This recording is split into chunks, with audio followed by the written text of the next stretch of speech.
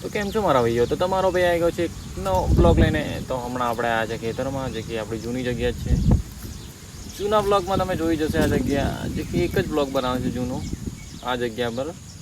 પણ સારી એવી જગ્યા છે. પાછા આવી ગયા છે આપણા નવા વિડીયોમાં. તો હમણાં આજે આપણે ખેતરમાં, જે કે આ બાજુ કંઈક આ બાજુ કશું કર્યું નથી અને આ બાજુ કર્યા છે અડદ. તો ઉગી ગયા છે અને હજુ સિંગો નથી આવી. તો આપણે જોવા માટે આવ્યા હતા ને અહીંયા બેસી ગયા છે. જોઈએ હવે આગળ શું થાય છે શું નહીં. તો બન્યા રહેજો આમ જ આપણા વિડીયોમાં. મળીએ તમને આગળ. અને હમણાં કેટલું મસ્ત ગ્રીનરી થઈ ગઈ છે બધે. અહીંયા થઈ ગઈ છે, અહીંયા થઈ ગઈ છે, અહીંયા પેલા ડુંગર પર બી ગ્રીનરી જ છે. મસ્ત એવું થઈ ગયું છે અહીંયા. એટલે આપણને થોડું સારું લાગ્યું તો આપણે બેસી ગયા અહીંયા. અને જોઈએ હવે તમને ઉપર જઈએ ગ્રાઉન્ડમાં, પછી મસ્ત એવું થઈ ગયું છે. તો તમને બતાવે કેટલું સરસ થઈ ગયું છે અમારા ગામડે. તો કે ફરવા માટે મસ્ત જગ્યા થઈ ગઈ છે.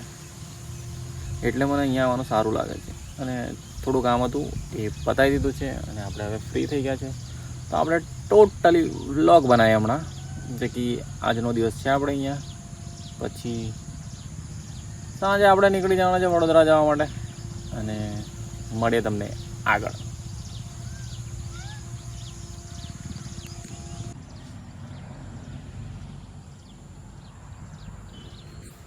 તો આમાં છે બાટું અને પેલામાં છે, આમાં બી બાટું, આ બાજુનામાં છે એમાં બી બાટું છે.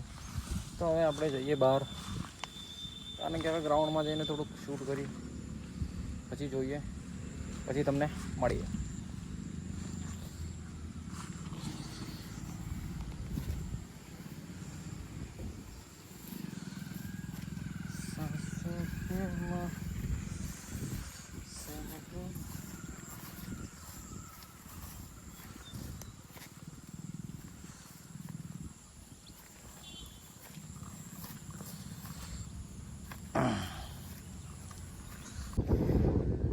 તો ભાઈઓ અમે આવી ગયા છે ગ્રાઉન્ડમાં.